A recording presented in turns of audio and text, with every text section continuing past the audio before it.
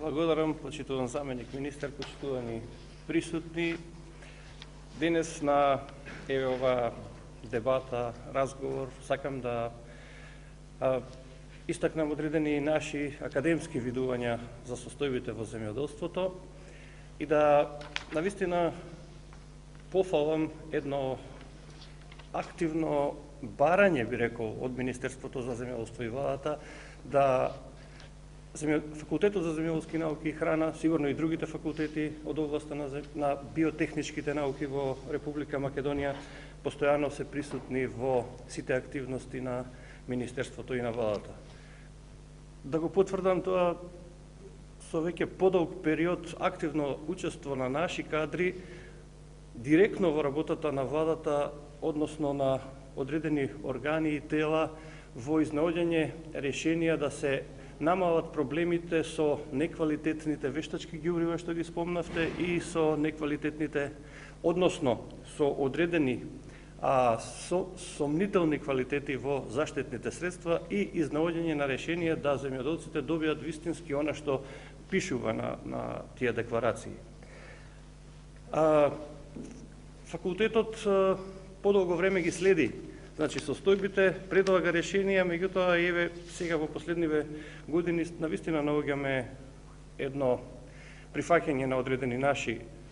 забелешки, а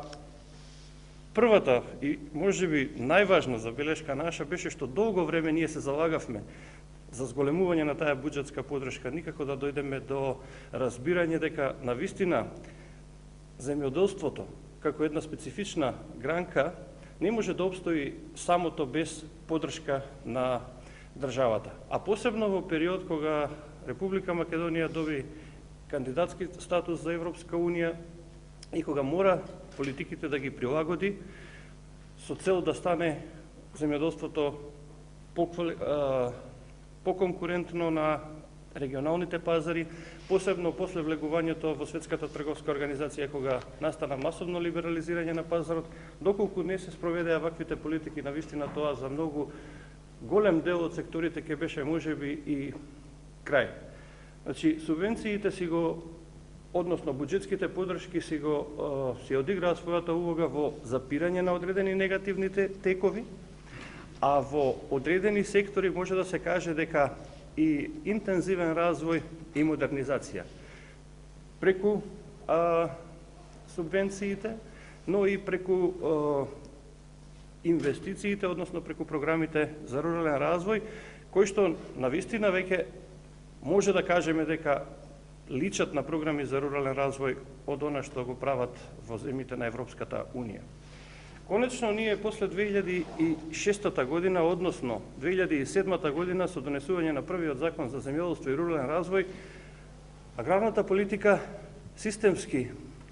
да речем, ја уредивме и она што го кажавте вие за малку вака брусење, кое што и натаму недостасува во одредени закони, се увиде во тие 3 години од заживување на законот, па во 2010 година се донесе и нов закон за земјоделство и рурален развој, кој што навистина сериозно ги регулира сите политики кои што се спроведуваат во земјоделството. Да не зборувам за земјишната политика, која што вие кажавте многу, доживеа еден, би рекол, развој, односно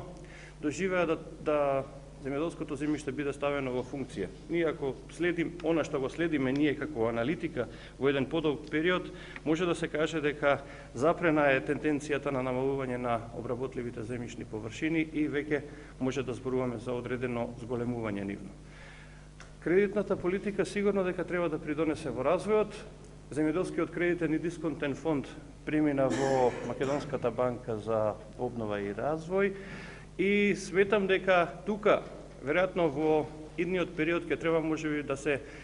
малку зголеми тој буџет на наменет за тој поранешен ЗКДФ, земјоделско кредитен и дисконтен фонд, се со цел да ги интензивираме и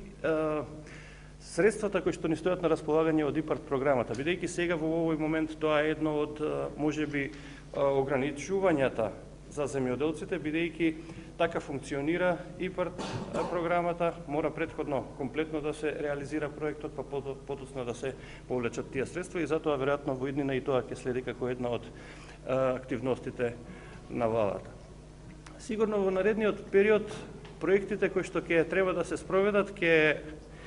бидат со активно учество наше, академско. Пред се мора да се изработи стратегијата за периодот 2014-2020, по која што ќе се спроведуваат политиките, иако ние на некој начин го премостивме периодот до 2015 година преку Националната програма за земјоделство и рурален развој, во која што се нотирани и тие сектори кои што ќе бидат поинтензивно поддржувани, но и дадена е оквирната програма на буџетот кој што ќе стигне до 150 милиона евра во 2015 година и натаму ќе продолжи. Но за да се реализира оваа програма, значајно ќе биде учеството на факултетите, но и на ангажманот на експерти од областа на земјоделството кои што ќе треба веќе од 2015 година целосно да ја имплементираат кај производителите добрата земјоделска пракса, бидејќи ќе стане еден од условите за да може да се повлекуваат субвенциите, а сигурно тоа ќе придонесе и за поквалитетно примарно производство и да ги снабди преработувачите и со квалитетна суровина, сигурно дека тука ќе си кажат луѓето од производството. Ги спомнавте климатските промени, тоа е една од големите предизвици за сите нас, посебно сега во овој момент за нас во науката, кои што интензивно работат на изнаоѓање решенија за прилагодување на македонското земјоделство кон овие климатски промени, кои што знаеме дека некои од прогнозите се навистина многу неповолни, не би рекол можеби најлошо црни, меѓутоа неповолни за голем број од секторите. Значи, еден тим од факултетот интензивно работи преку одредени проекти на проучување на целата оваа, би рекол,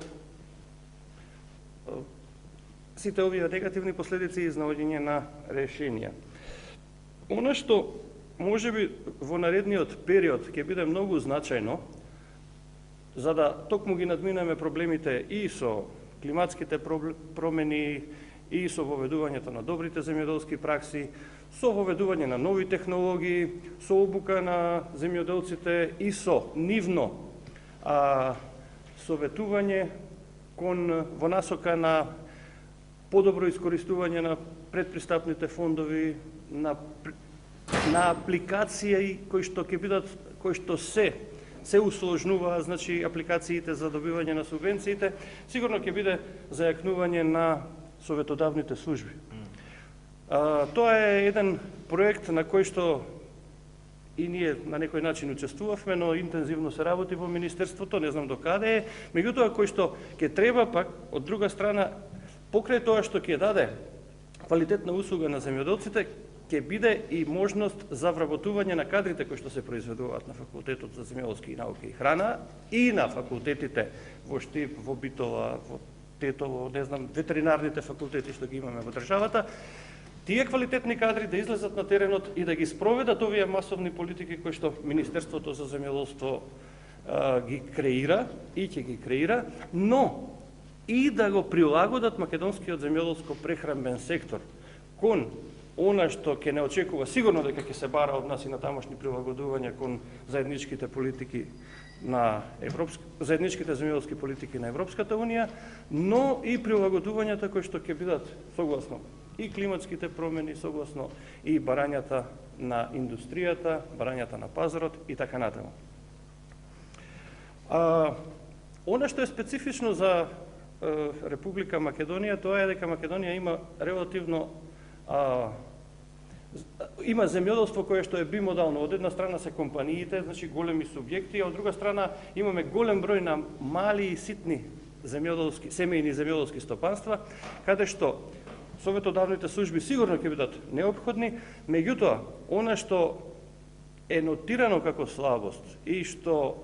за таа слабост е креирана политика од страна на владата, сигурно е Законот за земјоделските задруги и сметам дека во идниот период ќе треба поинтензивно, значи тука да се направи промоција на овој закон, за да затоа се креирани пак и политики за дополнителни користи од буџетските средства, подршки, за да може, значи, да заживее ова задругарство. И веројатно ќе кажат и колегите кои што се во областа на преработувачката индустрија, сигурно за нив ќе биде подобро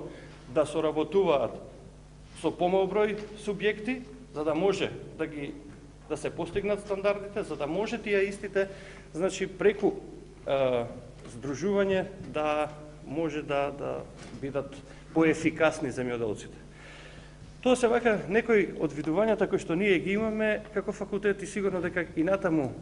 и на вакви форуми, но и во директни соработки и со вас секојдневна комуникација ќе се обидеме да ја поддржиме оваа политика, бидејќи навистина имаме одлична комуникација и наидуваме на разбирање од страна на вас. Благодарам.